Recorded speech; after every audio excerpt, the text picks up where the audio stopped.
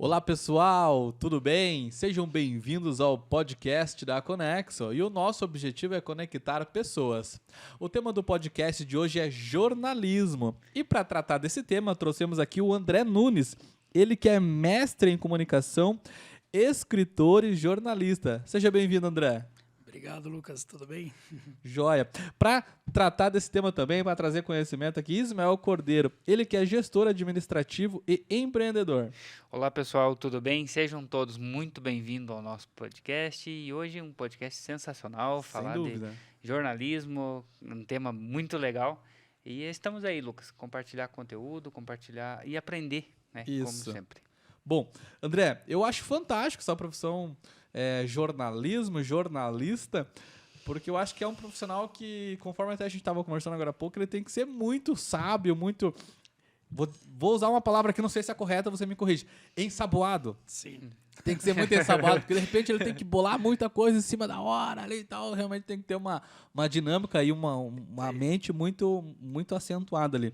Mas antes da gente tratar sobre algumas características do jornalista, gostaria de perguntar para você como que começou para você o jornalismo, como é que foi isso aí? Conta para nós. Beleza.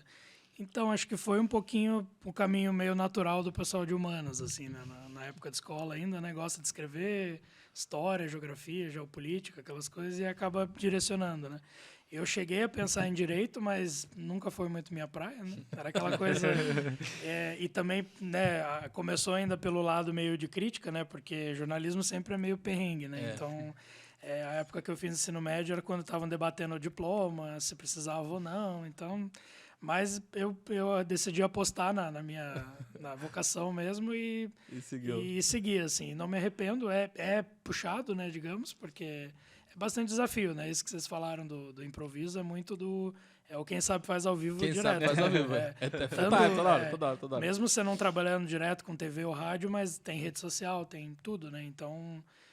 do outro lado também a parte corporativa, né, de assessoria de imprensa que eu também trabalho, você também tem que improvisar demais e acompanhar tudo full time, né? Então... você tem que estar realmente com uma antena, né, quando precisa do improviso na hora, tem que estar com uma antena muito bem ligada para pegar os pontos e trazer, de repente, um conteúdo, uma frase impactante ou uma pergunta audaciosa, digamos assim, para gerar ali uma resposta legal, para gerar um conteúdo. Isso que eu acho fantástico no jornalismo e eu admiro quem sabe fazer isso, porque eu estava vendo ontem o Pablo Marçal, uma figura pública, e ele sempre diz o seguinte, quem se destaca é quem sabe fazer pergunta. Sim. Então o jornalista ele sabe fazer muita pergunta e pergunta realmente qualificada. Ele começa a pergunta, ele vai lá, dá um norte, volta em série, dá uma de leve na pessoa, né? Aí volta e... O que você acha disso? Né? O que você tem a dizer sobre tal assunto? Isso é técnica? Isso é natural? Como é que funciona isso, André? Tem a técnica, mas eu acho que é muito do feeling ali na hora, do jeito de cada jornalista, né? Meio que você deixar ele confortável primeiro e depois você dá né? E é aquilo, às vezes você vai, por exemplo, sei lá, algum anúncio de governo X, né? E aí você tá lá, todo mundo vai dar aquela mesma pauta, né? Ou quando tem aquelas coletivas tradicionais, né? E aí, às vezes, aquela pergunta, aquela declaração, aí que sai a notícia, né? Então, aí que dá a manchete. Feeling, né? E aí todo mundo vai usar aquilo ali, né? Então, é bem isso. E é legal que, de repente, tá lá aquela sala de imprensa, todo mundo sério e tal... Aí, obviamente, que existem perguntas que são favoráveis, né? Sim. Normal, faz parte do game. E algumas perguntas que não são tão favoráveis assim, né? E tá todo mundo ali naquela tensão e perguntas legais, de repente vem aquela pergunta desafiadora, aquela pergunta assim, que desce assim, arranhando aqui quem tá ouvindo. Aí coloca a pessoa numa posição de cheque que a fisionomia muda. Muda na hora. Eu acho que o jornalista, na hora, ele fala, acertei, é essa. Exatamente. É isso que acontece? É isso. Quem fez escola ali uma época, coincidiu com a minha época de faculdade, era o CQC, né? O CQC tinha muito isso. Nossa! Que era pra incomodar, era pôr o dedo na ferida e meio que viralizar, né? O que era da época, né? E era bem isso, assim, era o que... E eu acho que o que mais marcava era quando eles faziam, né? Cobertura política, fala povo, aquela coisa. Então, o legal é que eles traziam de uma forma lúdica e engraçada. né? Era constrangedor ali pro político, mas a gente do outro lado tava amando, né? Tava rindo. Se lascou. E tal coisa, o que você acha de tal coisa? Porque eles eram muito sábios, assim, nas perguntas. Eles soltavam uma coisa que eles queriam ouvir já puxando o gancho que a própria pessoa, a própria figura pública, em algum momento já foi contrário. Mas engraçado que você vota assim, mas desse lado tu fez tal coisa. E nós, assim, poxa, do outro lado, né, como telespectador, falando, meu Deus, será que ele fez isso mesmo? Poxa, que não é assim que tem que ser feito. Porque muita gente começou a acompanhar o cenário político depois de... Eu comecei a acompanhar depois do CQC. Foi até bom você ter pontuado, porque a gente começou a ver realmente jornalistas lá falando, trazendo a política dessa forma engraçada com o CQC. Antigamente era aquele jornalismo um pouco... Me corrige se eu estiver errado, tá? Um pouco mais sério, uma pergunta mais técnica, sisudo, mais assim, formal, né? Mais pessoal lá, eles não, lá às vezes de tênis, gravata, camiseta por fora da calça ali, correndo com a câmera, sabe? A realidade mesmo. É bem isso. E foi uma época que começou essa transição, né? De ficar um pouco mais informal, né? Depois os âncoras começaram a levantar, né? Então eles já andam no cenário, já faz piadinha. Hoje até acho que alguns até passam um pouco, né? Já tá muito informal, né? Mas é a proposta deles, né? Então eu acho que sim, eles fizeram essa escola, né? Por assim dizer, né? Teve alguns meia-culpa também que eles já fizeram, alguma equipe ali, porque eles acabaram dando palco para algumas figuras, né, que né, surgiram ali no CQC, né, de polêmica e tal. Mas foi marcante, com certeza. E acho que, igual você, muita gente também meio que começou a acompanhar a partir dali. Acho que pra mim foi de lá pra cá. Eu não tinha nem pensado nisso, viu? Você falando sobre o CQC, que eu falei, poxa, é verdade, eles iam lá, investigavam, setavam, onde que tá o dinheiro público. Fantástico tem muito quadro, né? Pra onde foi o dinheiro, alguma coisa assim. Só que o Fantástico realmente é bem técnico, né? É bem formal, sisudo mesmo. Né? Eles traziam de uma forma totalmente diferente. Voltado para a universidade, formação, essas perguntas, essas técnicas, a universidade traz como informativo ali, como matéria já para o jornalista? Traz, assim, isso já entra mais nas disciplinas práticas, né? A gente tem radiojornalismo, telejornalismo, né? Desde os primeiros anos ali, né? Faculdade de jornalismo são 4 anos, né? Em geral, então às vezes tem algumas a mais. Depende se o curso é comunicação. O meu foi comunicação social habilitado em jornalismo, né? Eu me formei na Federal, aqui do Paraná. Sou de São Paulo, mas mudei para cá no ano do cursinho e acabei fazendo por aqui. Agora tá aqui. Já tô, já 13, 14 São anos. Paulo perdeu um jornalista. Perdeu um jornalista. Sim. Mas tem sim. A gente pega essa parte técnica, né? Bem raiz ali, né? E aí vai da cancha de cada um depois, né?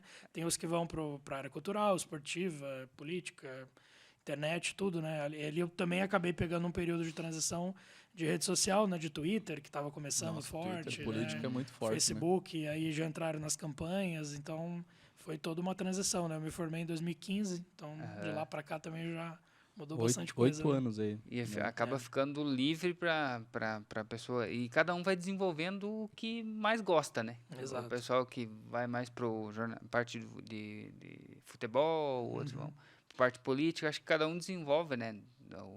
O que gosta, né?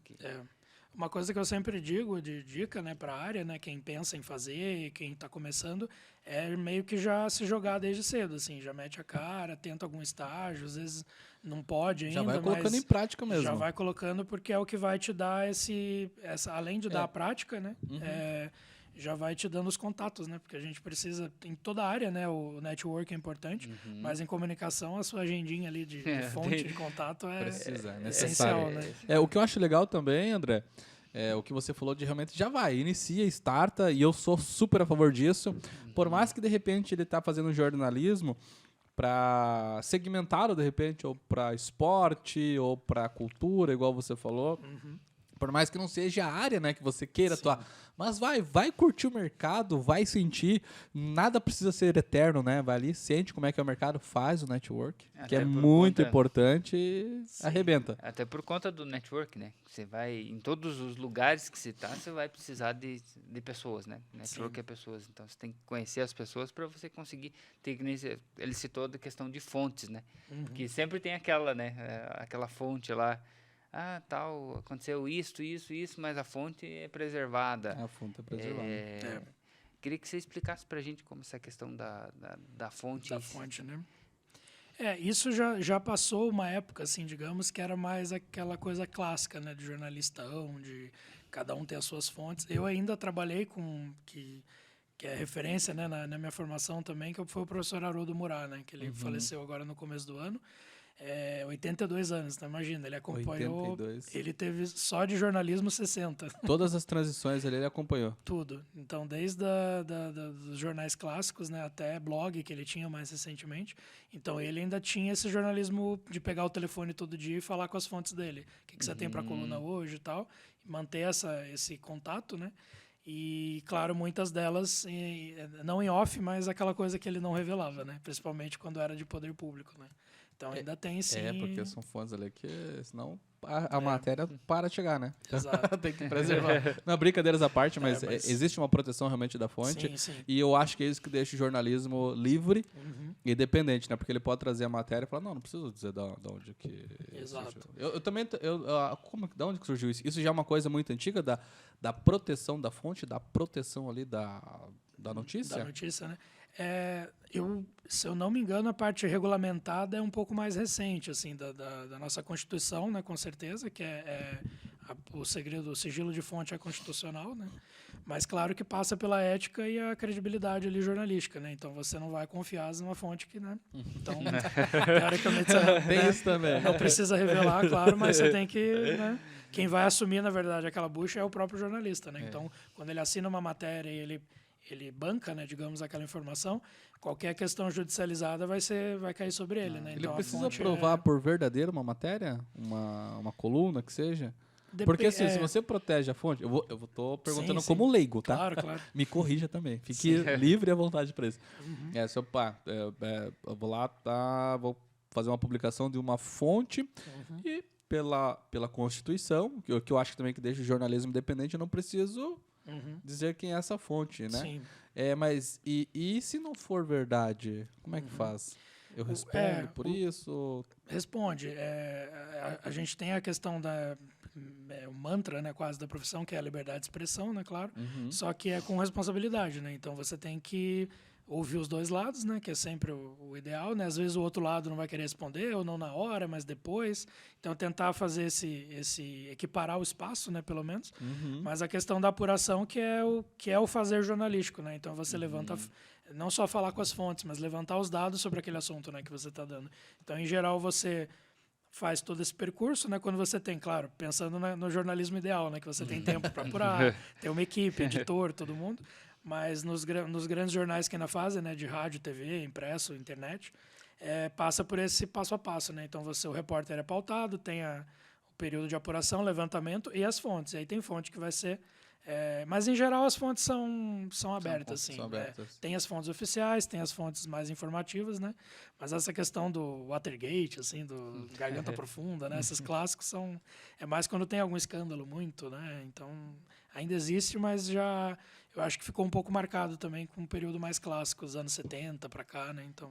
E tem sempre... Muitas vezes a gente vê alguma notícia, quando envolve alguma situação...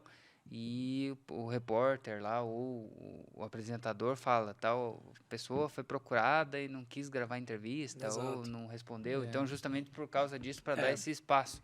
E deixar claro, né? A gente está divulgando atrás, aqui esse lado, né, da notícia, enfim.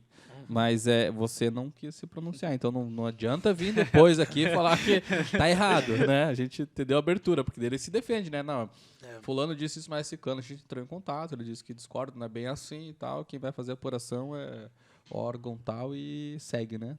Tudo certo. É isso mesmo. Quando que você finaliza? Você falou 2015. Isso.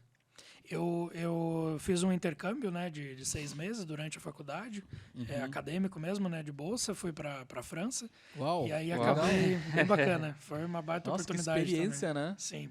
É outra coisa que eu sempre recomendo, quem puder, assim, entrar em alguma concurso de bolsa, que no meu caso também foi, né, corre atrás, porque também abre horizonte e é uma experiência para a vida. Assim, para a né? vida. Então, Daí eu acabei atrasando um pouquinho por isso e pela aquela greve enorme que teve na Federal em 2012, que atrasou também meio que um semestre para todo mundo. Bastante curso. Daí eu acabei terminando em 2015.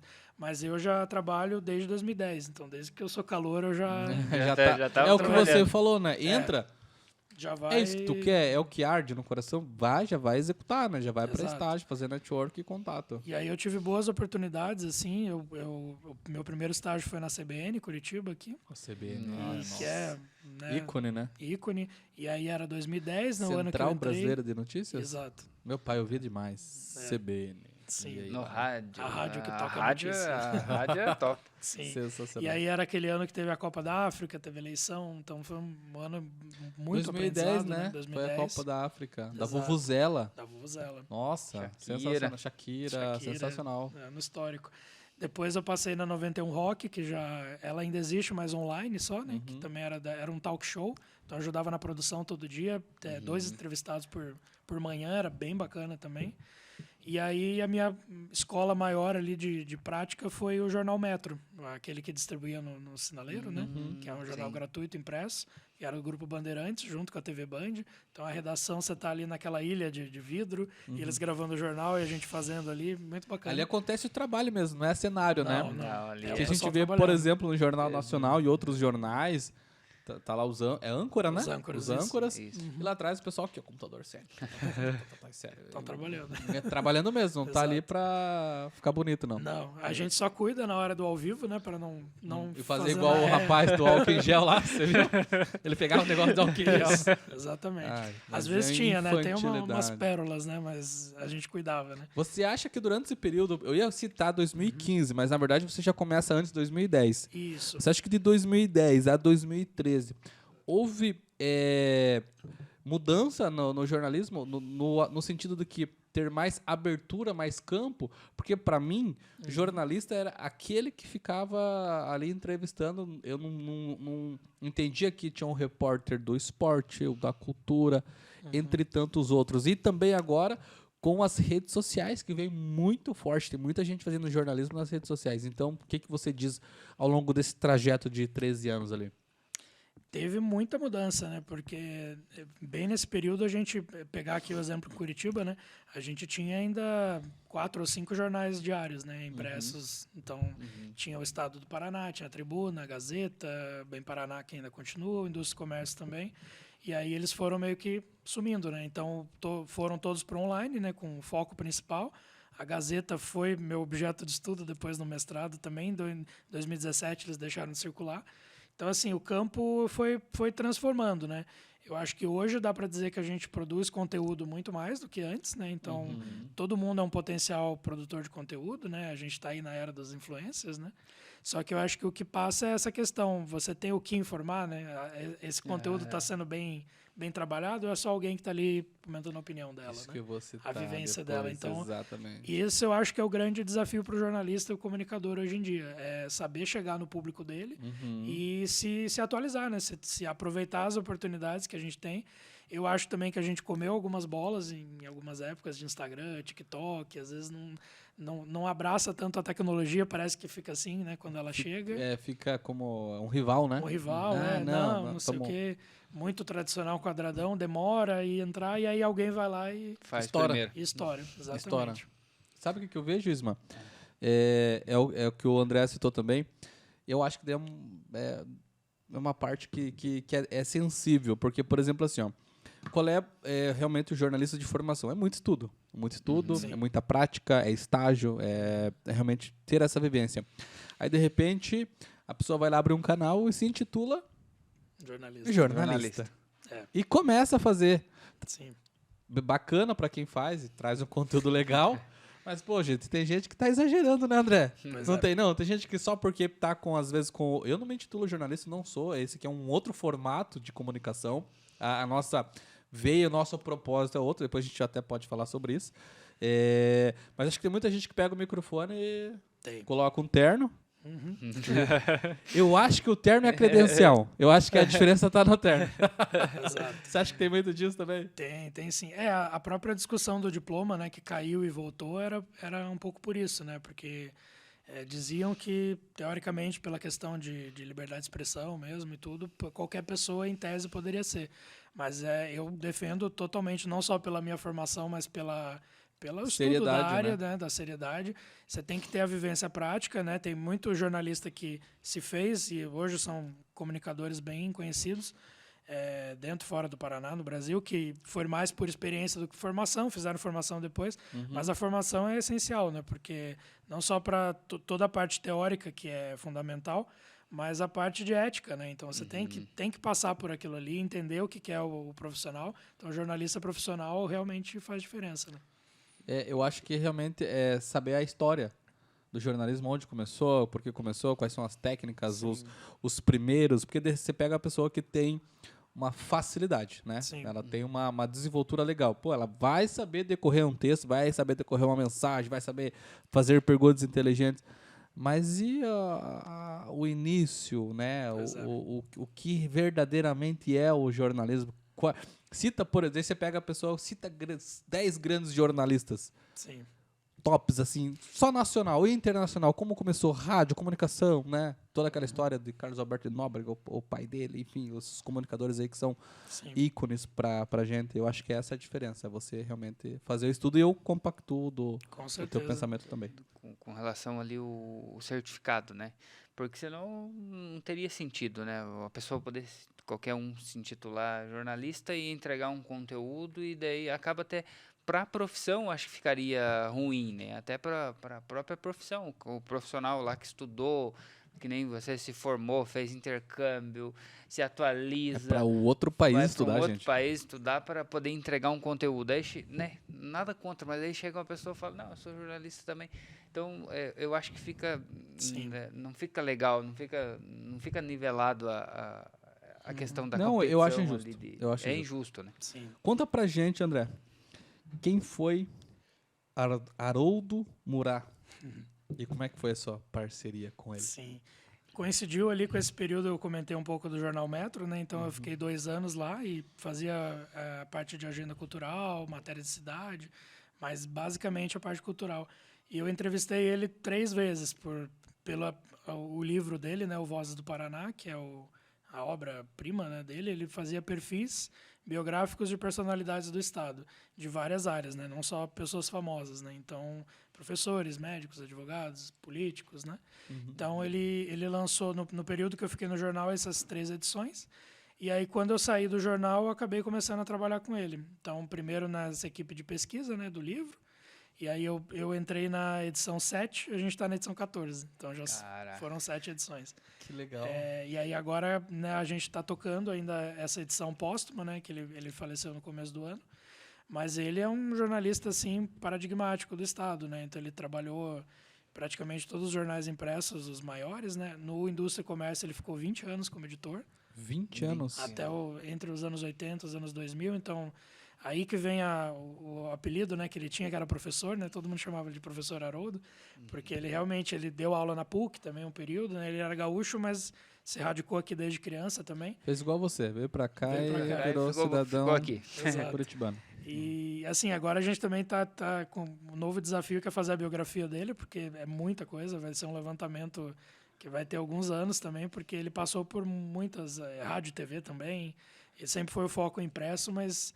É uma trajetória bem... Ele atuou também politicamente, Fundação Cultural, foi, né, secretário de alguns conselhos também. Nossa, então, uma figura pública demais, né? Demais, assim. E o Voz do Paraná, que ele... Né, todo ano, imagina, ele fazia um livro de 15, 20 perfis, né?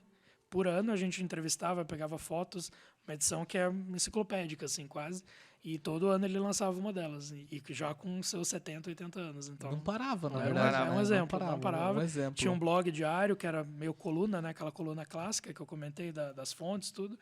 E da vida do Paraná, de Curitiba, ele conhecia tudo. Dos anos 60 para cá, ele falava que não tinha o que ele não soubesse da cidade. Estava inserido em tudo, né? Em tudo. Tudo ele estava presente, junto, sabia dos acontecimentos. E eu acho que é legal essa trajetória dele, que você citou, porque ele acompanha também as transformações, né? Exato. Do jornalismo, de televisão, rádio. Esse teve ponto bastante que vocês comentaram. mudança. que é o importante de você conhecer a história é justamente saber prospectar o futuro depois. Então você vê, isso está acontecendo, o que será que é? Mas não é uma novidade inteira, né? Então aconteceu tal coisa. Então ele sempre comentava que o Voz do Paraná mesmo, como obra, ele não se propunha, né, a fazer nada histórico clássico, né? Mas ele era meio que escrever a história enquanto ela está sendo feita, né? Então ele, né, dessas personalidades, então, ele fazia esse exercício de retrospecto, né, com o olhar do futuro, né? Então ele conseguiu acertar várias antes da pessoa ser até. Na verdade é um gênio. Bem bacana. Acho que a palavra correta é um gênio, porque para ele poder ter uma visão assim de à frente do que ele já estava e poder fazer esses links é sensacional. Eu acho que esse é um ponto que faz uma diferença daquilo que nós conversamos, que você também pontuou aqui, de quem realmente estuda a profissão e de quem realmente tem o microfone. Olha o contexto, olha a história. Olha quem foi Haroldo Murat, né? Aí pergunta para quem está com o microfone na mão, iniciando, quem foi Haroldo Murat? Pelo sobrenome, né, Haroldo Murat, também não sei, né? É capaz de falar. E olha a riqueza, olha quem foi Haroldo Murat para o jornalismo, principalmente aqui do nosso estado, correto? Sim. Correto, com certeza. Essa biografia, você já apontou que vai demorar bastante tempo. Quem que está responsável para fazer a biografia? Como é que funciona isso? Então, é extensa, velho. Eu entrei na equipe dele, né? Então, desde 2014, né? Então, a gente sempre trabalhou em equipe, né? Esse trabalho de pesquisa jornalística, escrita, edição, fotógrafos, né? Então, é sempre bastante gente envolvida. Mas, nesse caso, eu tô com 2 colegas que já têm mais experiência também em biografias, né, históricas.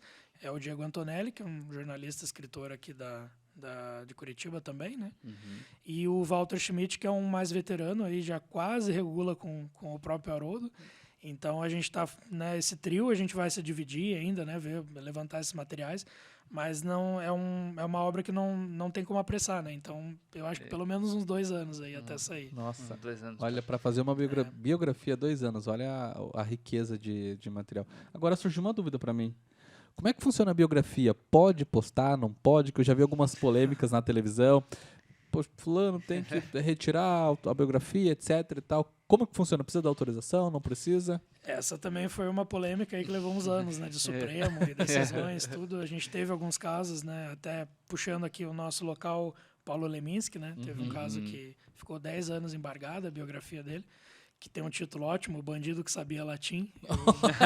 Eu terminei de ler no fim do ano. Será que foi por isso que estava embargado? O título forte, né? O título forte. Mas não, o título já era do original. O autor, numa das novas edições, ele fez alguns acréscimos, né? Que a família não gostou muito, né? As herdeiras. E aí teve essa batalha judicial, mas pelo que eu me lembro atualmente, tem até um colega meu que estudou do lado de direito e eu brinco, ele é um doido. Ele se formou em Direito e jornalismo ao mesmo tempo. Então, ele estuda essas 2 áreas. Mas, hoje em dia, não tem muito isso. Claro que pode ser processado também, mas não precisa da autorização. Pode ser não autorizado, sim. É complicado também. Você vai entender o lado da família, não dá nem para pontuar. Eu vou me retirar dessa... melhor não vou pontuar, deixa quieto. O ideal também é ouvir os 2 lados, né? Porque se você só faz também com a pessoa que pede, ou a família, ou alguém, ela fica muito, como a gente usa o jargão, chapa branca, né? Então, ela fica muito voltada para aquela pessoa. Então, não é uma biografia tão, né? Rica. Ela vai trazer só pontos legais, bonitos. Não vai falar que a pessoa nunca gritou, nunca, né? Bateu um carro, sei lá, né? Teve uma história, uma vida pública que teve algum ponto negativo, né? Então fica... E acho que o que interessa, a gente vê muito pelas séries que fazem sucesso também de TV atualmente, é a pessoa cinza, né? Todo mundo é um pouquinho de cada lado. Claro, sem dúvida. Uns mais, outros menos, mas ver esse lado, né? Não tanto anti-herói, mas assim, né? Ter esses 2 lados. É igual o filme americano, né? Acho que agora mudou um pouco, mas antigamente o filme americano, por cultura e por inserção da política deles, governamental, todos tinham que acabar com um herói derrotando o vilão. E era assim, que é para criar uma cultura. E não é assim, né? Não. Nem sempre... Nem sempre vence, né? E o vilão era russo, né? Sim. Aqui tá dizendo assim, ó. Por que um novo portal de comunicação? Sim. Conte um pouco disso para nós. Então, esse é um novo desafio aí que eu comecei bem fresquinho aí, tá desde o mês passado, praticamente 2 meses. O Mural do Paraná, o nome também já em referência, em homenagem ao professor Haroldo Murat. Mural é por conta de murar. Em homenagem ao Murat, que legal. exato. Legal. Primeiro foi uma coisa mais prática, né, para a gente não perder o domínio dele. Ele tinha quase 10 anos de publicações, né, do blog dele. E aí a gente quis manter, mas com uma nova roupagem. Daí não daria mais para ser uma coluna assinada, né? Então criar esse portal. E aí um parceiro nosso também, que é o Eliseu Tisato, ele também sugeriu ali uns pitacos muito bons. Da gente criar esse novo portal com pegar um pouquinho de... A gente, claro, tem a produção própria, né? No momento a equipe sou eu, né? não consegui... Eu equipe. Mas a gente está com essa ideia de fazer uma curadoria de conteúdo, né? Então, assuntos de Curitiba, do Paraná, Ciência e Fé, né? Que é um instituto que ele tinha também. Então, a gente sempre dialoga, né? Não são áreas opostas, né? Então, tanto pesquisas científicas interessantes quanto discussões de fé, né? Todas as fés.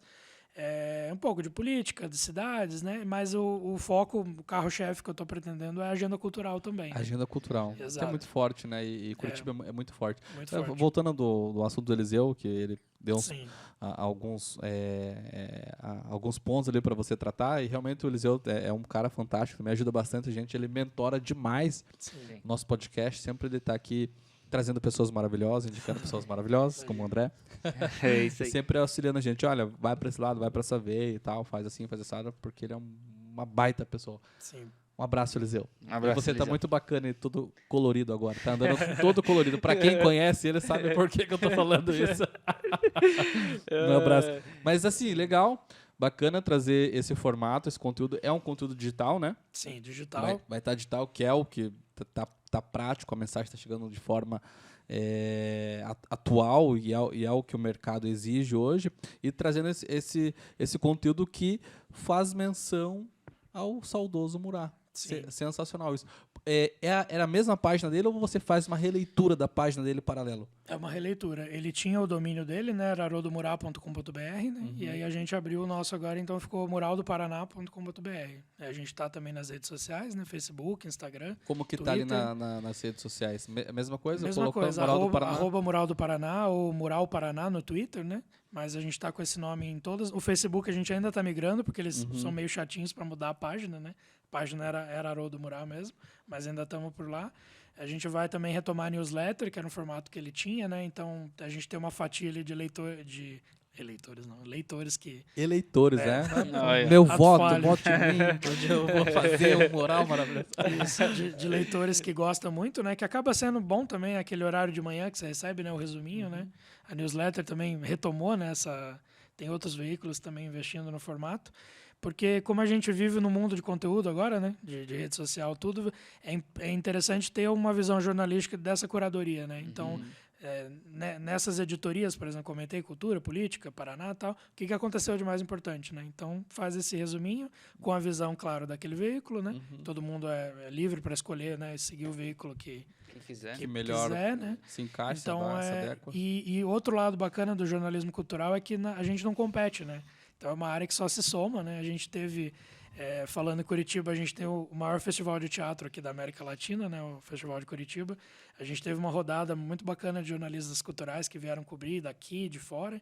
E a gente até meio que estava com essa proposta de criar uma frente ali quase, né, de conteúdo, porque só se soma, né? Então, todo mundo, cada um às vezes numa área, num nicho. Você é crítico de teatro, você é de cinema, né? A gente tem o Cine Passeio também, que tem uma programação bem bacana.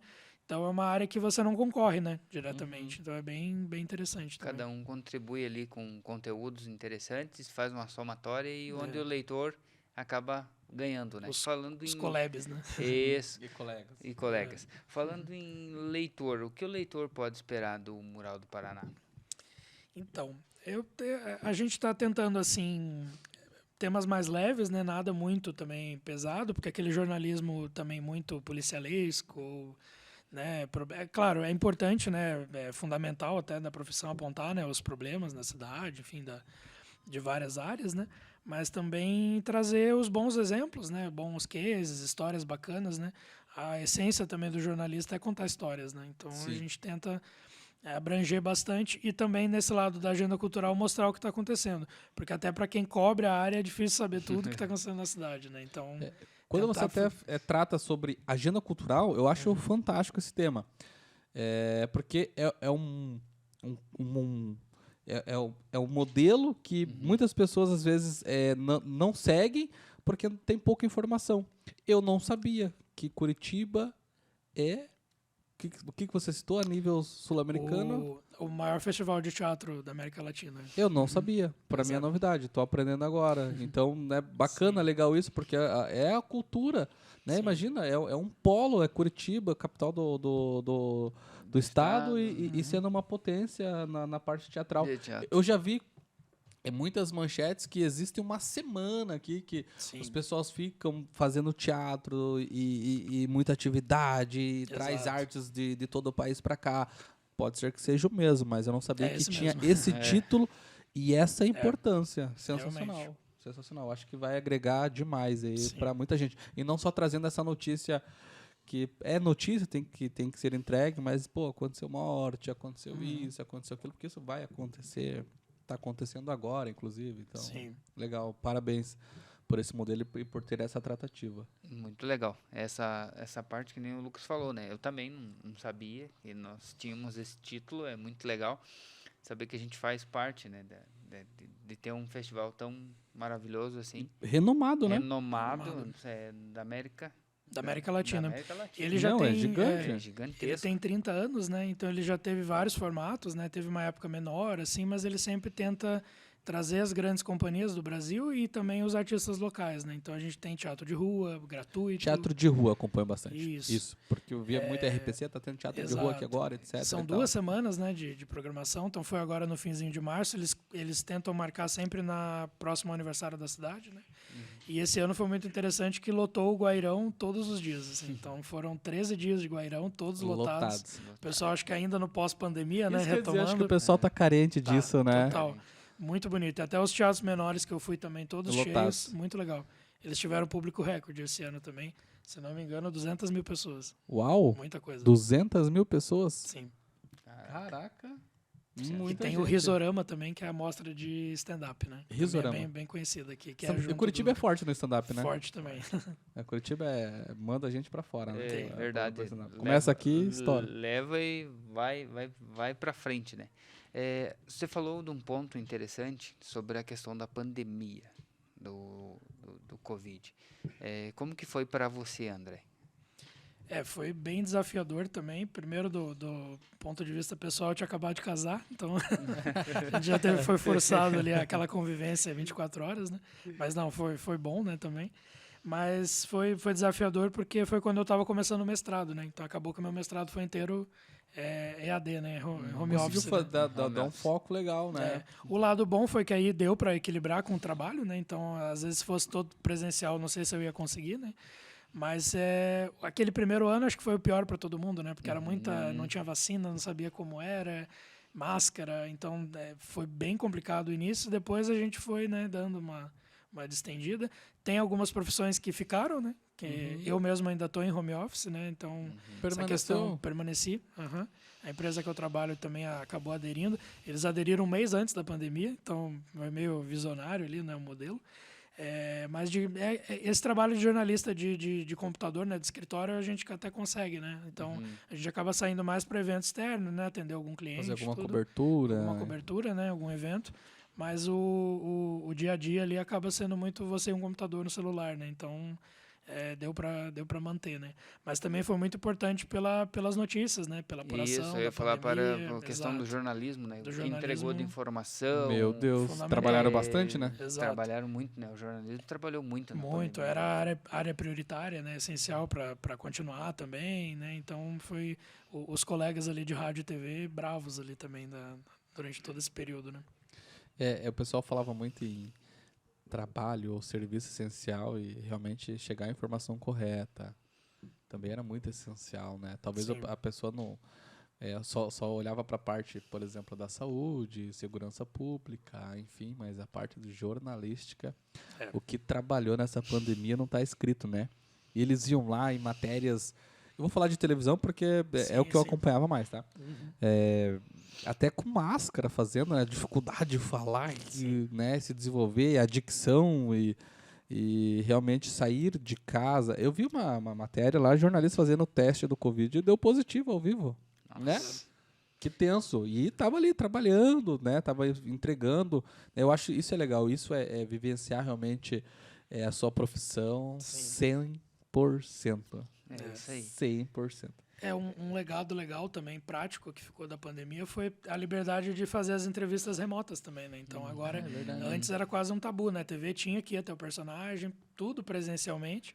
E porque se fizesse, era cultural, né? Era cultural, era fazer por Skype era uma coisa rara, né? Era alguém de outro país, né? Quase.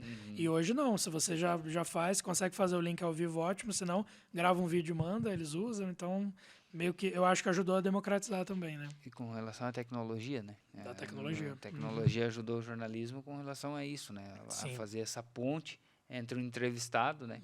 E hoje tá natural, né? Você vê o pessoal entrevistado, tá entrevistando o pessoal de São Paulo, ou de outro país, que nem se falou, né? CNN usa muito isso, né? Usa. Né? Tá ali, os jornalistas dividem a tela ali, cada lugar, tratando o tema ali estado, tranquilamente. Só tem que cuidar com a câmera atrás, né? Porque é ao vivo, né? Tem muita gafe. Teve algumas pérolas também, né? Bastante. Pandemia, criança correndo. Esposa correndo ali atrás. É uma loucura. É uma loucura. Ao vivo. Mas é bacana, assim, pelo que eu vi a temporada agora do Conversa com o Bial também, né? Na Globo, ele tá mantendo os dois formatos, então ele voltou pro estúdio, mas ele continua também alguns remotos, então só soma, né? Só soma. Agrega, bacana, né? Agrega. E quebra paradigma positivamente, porque de repente você tem um entrevistado, ele quer entregar esse conteúdo, vai ser um conteúdo bacana, só que a distância impossibilita.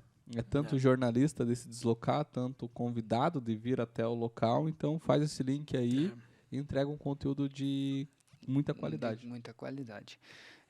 André, a gente já falou sobre a questão do jornalismo, da pessoa, né? Ter o certificado ali para poder entregar uma informação de qualidade. Mas, na sua opinião, quando um jornalista deve dar a opinião dele? Isso é sempre também bem debatido, né? Só pergunta leve, Só André. pergunta leve, né? É tranquilo. Só tranquilinho. Exato. Não, mas esse também um ponto fundamental e que também muitas pessoas às vezes confundem, acham às vezes que uma coisa é opinativa quando é informativa, vice-versa. Para dar um exemplo também prático que todo mundo vai lembrar. O Boris Kazoy, né? Que é aquela figura, Boris né? Kazoy. Ele era aquele âncora... ícone, né? Ícone, né? Era não, né? Ainda é, né? Mas a figura do âncora clássico que dava opinião, né? Então ele informava, ele dava notícia, ele virava para a câmera do lado e aí começava a dar a opinião dele e terminava, né? Isso é uma vergonha, né? Então, clássico, né? Então ele tinha os dois ali, informava e opinava, né? Então era uma espécie de crítico, né? Comentarista daquele assunto, né? A gente tem a figura do comentarista, né? Que às vezes é só o jornalista apresenta, o comentarista, né? Analisa, né? De economia ou de outras áreas, político, tudo. Mas eu acho que é importante para dar pontos de vista diferentes, né? Mas a gente também tem uma figura importante que é o de contextualizar aquele assunto. Então, não necessariamente você vai opinar, eu sou a favor ou contra um projeto de lei. Mas você dá aquele contexto, está sendo debatido por causa disso, porque já teve uma coisa, porque foi uma iniciativa do fulano. Então, eu acho que contextualizar é muito importante. Mas, claro, né, uma coisa bem de faculdade também, de teoria de jornalismo, comunicação, se existe isenção, né? Se existe totalmente uma imparcialidade. Porque a gente é humano, né? Então, cada um tem a sua visão. E, às vezes, a gente tem um ponto de vista que discorda ou Exato. E concorda. a gente tenta, ao máximo, se distanciar, né? A imparcialidade, eu acho que ela é importante na apuração, com certeza. Mas, quando você vai escrever o texto, ou vai falar, enfim, você vai acabar passando um pouco da sua Então, deixa eu defender visão, um pouco vocês aqui. Eu acho que existe essa tua narrativa ou essa tua opinião para todas as profissões, né? Exato. É que às vezes a gente só quer comentar sobre o jornalismo, mas o que tem de narrador de futebol que torce pro time, pro médico que vai tomar um partido para tal remédio por conta de uma convicção própria e não por conta de uma convicção técnica dele. Então eu acho que é o que você falou, a gente é ser humano e no calor da emoção.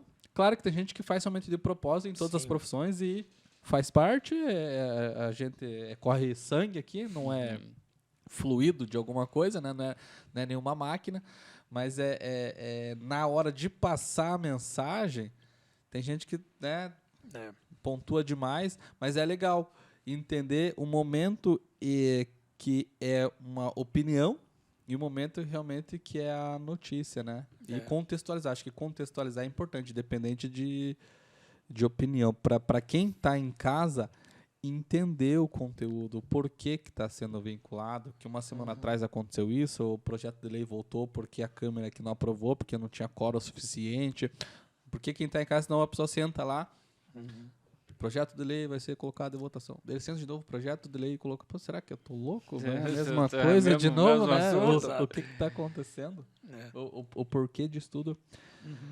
Deixa eu perguntar para você o seguinte. Perguntar não, eu queria comentar. Nem tá aqui, mas eu lembrei, e como você é jornalista, eu queria que você pontuasse. Sim. Eu ouvi dizer. Lá vem. É legal. Eu ouvi dizer que é Marília ou Maria Gabriela? Marília Gabriela. Marília. Eu achei que ia errar, mas tá certo. A Marília Gabriela, ela é uma baita entrevistadora, né? Ícone, né? Ícone. Né? Nem tenho o que dizer dela. Mas diz que o convidado dela, ela colocava uma poltrona, uma cadeira desconfortável para ele. Para que quando ela fizesse uma pergunta, realmente ele já tivesse assim num estágio de agonia, talvez, que era para falar o que tinha que ser dito mesmo, sem muita lenga-lenga, digamos assim. Sim. Bate já ouviu alguma coisa sobre isso? Ou é mito? Não faz sentido? Essa especificamente eu não tô lembrando agora, mas ela já teve alguns livros de entrevista, né, de entrevistadores, né, referências, né, que ela sempre aparece, né, porque ela já passou por quase todas as emissoras, né, e De Frente com Gabi, né, todos aqueles programas dela muito bons, e ela tem esse dom, realmente, ela também, como eu comentei aquela hora, envolve a pessoa, fica à vontade e aí começa a pegando mais camadas, né, digamos, e perguntando, né, com aquele jeitão dela, óculos e tal, então... Uma voz ícone, totalmente diferenciada dela. Acho que se não tiver a foto dela, tiver a voz, a pessoa vai saber. Vão saber pela voz, da Marília Gabriela. Com certeza. Mas realmente, e outro ponto importante que eu não comentei, mas que eu acho que as pessoas também... o cidadão comum, né, começou a acompanhar mais também, junto com a política, questão de linha editorial de cada veículo. Então, saber se esse veículo é mais para cá ou para lá. Então, até às vezes interesses comerciais, que faz parte também. Então, eu acho que as pessoas também, antes tinham, digamos, não diria uma ilusão, mas tinha uma outra ideia de jornais clássicos e veículos de informação, né, de comunicação clássicos, e hoje já está um pouco mais aberto, digamos, né? Muitos deles já assumiram editorialmente, a gente é mais progressista, mais conservador, né? Enfim, eu acho que isso é importante também ter ser claro com o leitor, né? Então, eu acho que foi um ponto assim que foi maravilhoso. Sim. Porque não tem como ele dizer, porque existe uma narrativa, um viés pendente para X ou Y. Sim. Ele sabe, porque hoje é o que você falou, hoje tem muito veículo que já se posicionou. Sim. E também tem veículo que não se posicionou de forma aberta. Sim. Mas já está claro qual é o viés. Então cabe ao ouvinte, ao leitor, ao telespectador fazer a sua escolha. E hoje a escolha está muito fácil de fazer, porque antigamente realmente era setado para as grandes emissoras, né? Que o conteúdo era basicamente aquilo que era dito e era uma verdade absoluta. Independente de viés. Aí eu não estou nem falando de viés, falando só sobre a narrativa dos fatos e as manchetes. Hoje não, ele consegue acompanhar, tem internet, tem YouTube, tem Twitter, Instagram. Claro que aí eu vejo também um ponto assim, André, não sei se você concorda ou não. Aí a pessoa também tem que ter um filtro, né? Senão ela fica doida. Com certeza. Fica louca. Ela ouve Y, ouve X, ouve A, ouve B. Mas, meu Deus, mas não sei o quê. Bate as informações. Tô perdido. O que está acontecendo, né? Acho que tem muita coisa. Isso é bem importante. É um exercício legal para quem às vezes quer comparar, né, como os veículos dão, é ver a mesma notícia como saiu em vários lugares, né? Então, às vezes você vai pegar ali, pode ser sutil, às vezes é um verbo, né? Um exemplo também bem clássico de faculdade, a gente, quando tinha muito MST, por exemplo, nos anos 90, né, muita invasão, tinha veículo que dava invasão de terra, outros ocupação. Então, pelo termo, você já sabe o viés ali, né? Então, se ele está sendo mais para um lado ou para o outro, ou se está sendo, né? Enfim. Mas isso é um exercício interessante, mas vai de cada leitor, né? De cada ouvinte, né? Espectador, né? Então, eu estava fazendo, agora falando sobre identificar isso, estava fazendo um curso de locução e o professor ele começou a mostrar como é que era a linguagem dos jornalistas, como é que eles liam, e é fantástico. Sim. É bem diferente do que está escrito aqui, o final das palavras, das frases, o espaço, o que pula. Eu falei, gente... Sensacional. Ou seja, é aquilo que você falou. Há um estudo muito grande por trás. Não é só chegar e fazer uma leitura. Porque a leitura tá a mesma aqui, ó. Mas eles têm um outro formato de dicção, de leitura. De pausas, de pausa. respiração, tudo, né?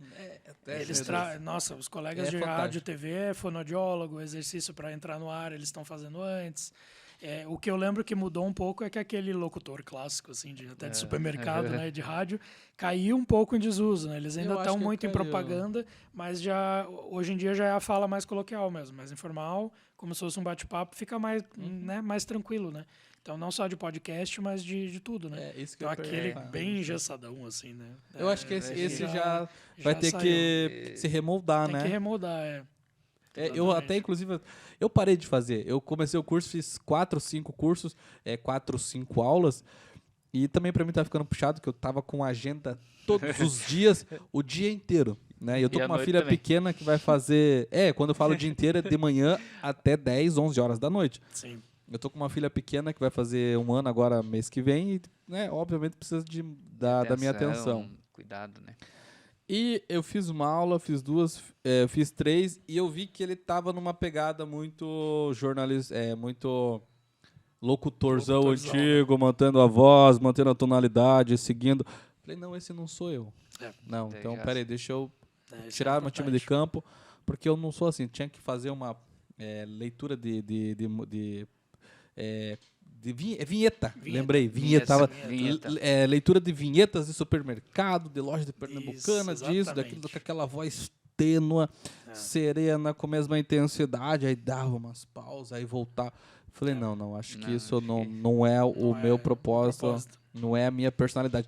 Porém, tem gente que já tem a voz assim e não é nenhuma... não é forçada. Não tá impostando a voz, é a voz normal, né? Isso sim. Daí é a voz da pessoa, né? Daí não tá fazendo nada diferente, não tá ficando forçado, e para quem tá ouvindo também não vai ficar forçado, né? E eu lembro que tinha que fazer... vamos lá, vamos fazer o teste, vai fulano lá. Fulano tinha uma voz assim, digna do Sombra lá, do Ratinho, né? Daí... Vai fulano. Falei, rapaz, como é que eu vou agora? Como é que eu vou? Esse cara tinha que ir por último. Ele acaba com a gente. É verdade. Mas brincadeiras à parte, mas eu vi que não era pra mim e tá tudo certo. Mas eu fui, tentei, né? O que eu quero perguntar pra você, você sendo um jornalista formado, mestre em comunicação, o que você acha do formato podcast? Eu acho bem interessante também. O podcast foi bem curioso, porque ele meio que resgatou o próprio rádio, né? Então a questão de você só ouvir, né? Só a voz, né? Então você pode estar dirigindo, pode estar fazendo outras atividades e ouvindo podcast, né? Então acho que ele é curioso, porque sempre quando surge uma plataforma a gente acha que a anterior vai morrer, né? Então quando surgiu a TV acharam que o rádio ia morrer, e não, né? Elas vão se reinventando, trabalhando junto. E o podcast também trouxe isso, né? Então ele também tem o lado... Claro, informativo, opinativo, tem das várias áreas, né? Mas eu acho que ele também só veio a somar e é mais um filão aí que a gente tem dentro e fora da profissão, né? Porque a gente tem de todas as áreas, né? Empresas também, negócios.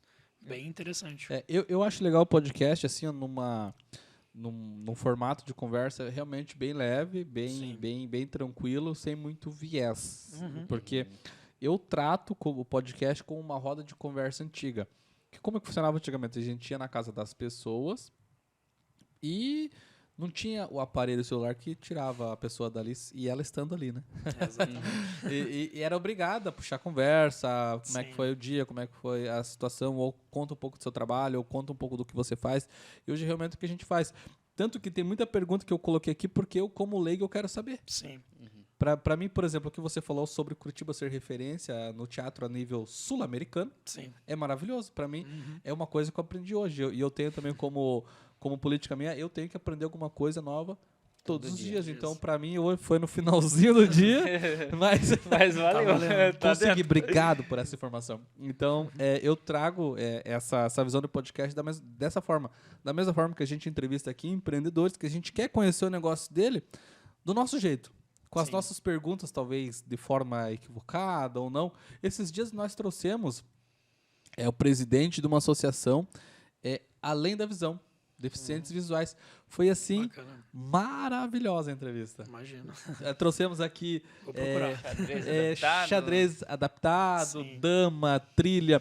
Colocamos as fotos aqui das atividades, pedais, natação, e foi passando, a gente falando ali. E até falei para ele o seguinte, ó, se eu disser alguma coisa que esteja errada, por favor, me corrija. Vocês estão livres aqui, justamente a gente quer passar uma comunicação que não é perfeita, é comunicação real. E corrigida, se for o caso. Tanto que eu fui corrigido 2 vezes. Ele não, o termo correto, eu falei, pô, obrigado. Aí você pegamos a bengala, mostrando para que serve. Eu não sabia, tinha 3 cores de bengala. A branca, vamos ver se você lembra. A prata. A verde e a vermelha. Não, branca, verde e vermelha. A branca é prata, né? Mas daí a verde e a vermelha. A branca pro cego.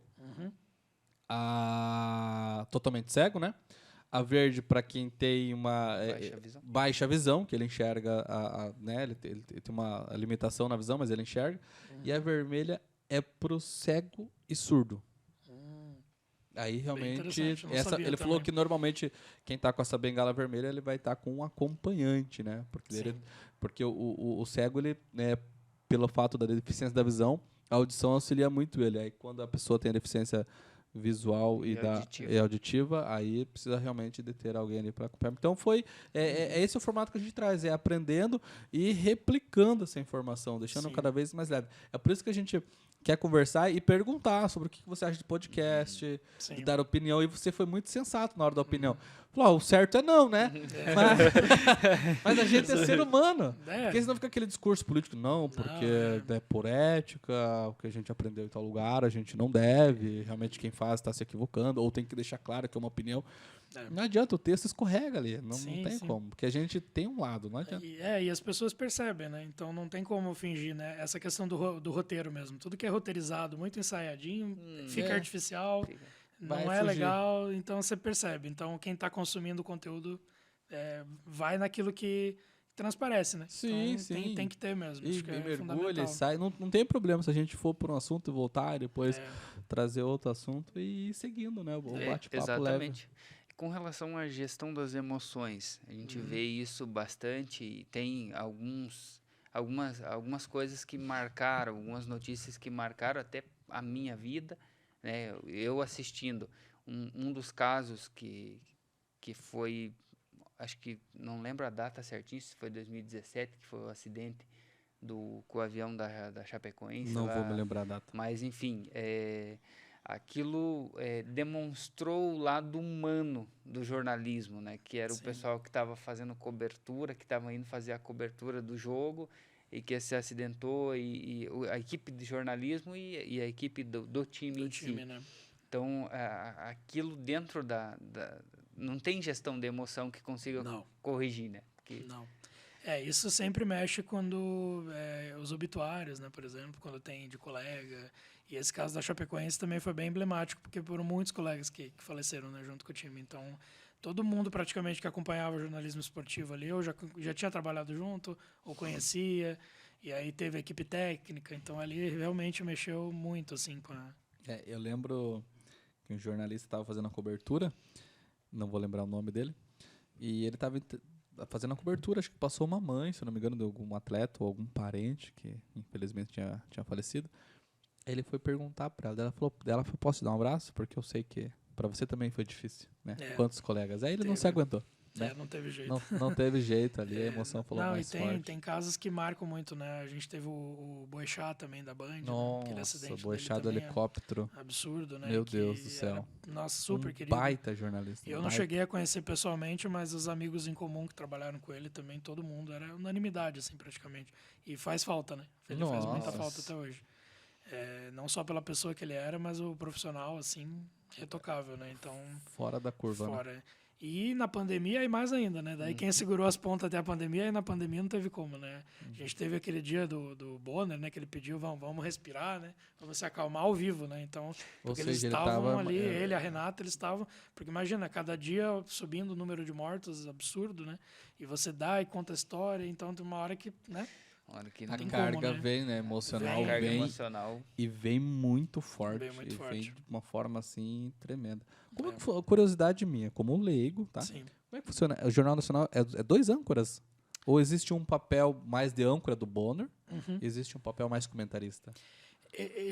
Os termos, eles estão também, varia da época, ou do cada jornal às vezes chama de um jeito, né? Tem, digamos, na teoria que o âncora seria o que dá a opinião, né? Então, mas a gente, ficou comum chamar de âncora os que apresentam os jornais, né? Então, todas as emissoras, aquele principal jornal, que é o de bancada, né? A gente chama eles de âncora, né? Mas ali, no caso, eles têm igualdade na apresentação mesmo, né? Então, os dois são apresentadores ou âncoras, né? No caso do Bonner, ele soma o cargo de diretor-chefe, né? Diretor, né? Então, ele é o cara ali, né? Mas se a gente puxar da memória, né, no meu caso da infância, né? Quando era o Cid Moreira, né, e o Chapelin, os dois ali, né, 2 monstros sagrados, né, então eram os 2 apresentadores do Jornal Nacional. Pesado, então, né? Clássico, desde a fundação até os anos 90, né? Curioso, aprendi mais uma coisa. Geralmente, realmente, os jornais noturnos têm essa característica de bancada, né? Bancada. E o pessoal do meio-dia geralmente já tá de informal. pé, né? Mais dinâmico ali. Legal, não tinha percebido isso de forma tão notória assim. André, compartilha com a gente como ficará, então, o projeto Vozes do Paraná. Bem bacana. Então, a gente está na edição 14, né? A gente ainda teve essa lista de personagens definida pelo autor, né? Em memória, né? O professor Haroldo. Então, a gente vai fazer uma primeira metade do livro praticamente em homenagem a ele, né? Então, fazer um perfil biográfico dele, ainda em resumo, né? Digamos. E aí, na sequência, vão ter esses por volta de 15 perfis, né? Ainda da lista que ele selecionou.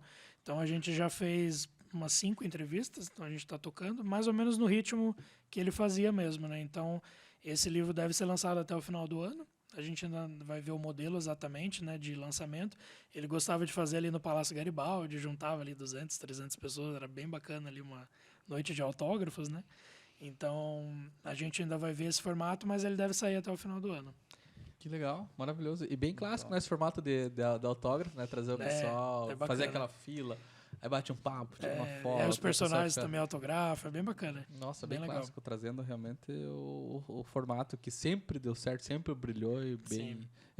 Primeira vez que eu estava junto com um autor de um livro, eu fiz questão de pedir um autógrafo. Eu falei, não, pelo amor de Deus. Pelo amor de Deus, assina aqui. Vai que isso aqui vira relíquia, de brincadeira, né?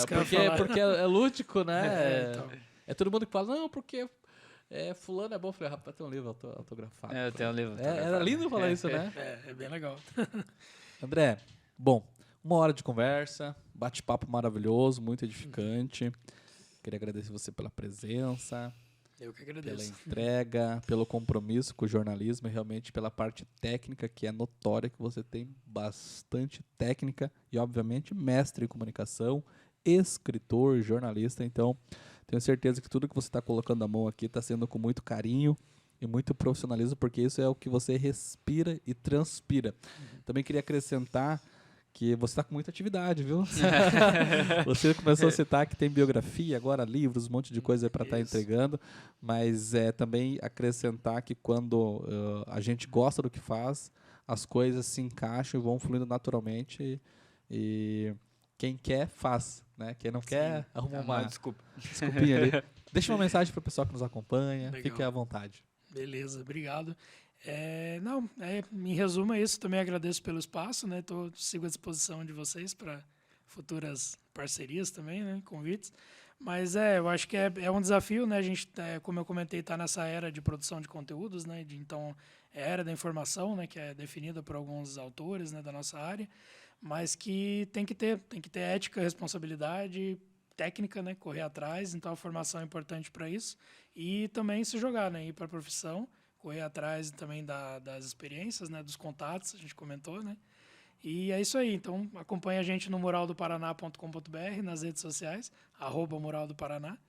E é isso aí. Obrigado. Obrigado, André. Ismael, deixa uma mensagem para o nosso público. primeiramente agradecer ao André, né, pela disponibilidade dele. A gente sabe que é corrido e por tudo que ele já pontuou para a gente aqui, já não cabe em um dia, né? São várias demandas, né? Mas agradecer, André, pela participação. E hoje, pessoal, faça um network. Criem conteúdo, converse com pessoas, né? gerem relacionamento, porque isso é muito importante e vai abrir muitas portas. Bom, eu estou realmente impactado com a entrega do André. E da forma que ele tratou a profissão dele, realmente não é uma profissão que foi escolhida, eu acho que é a profissão que escolheu ele, né?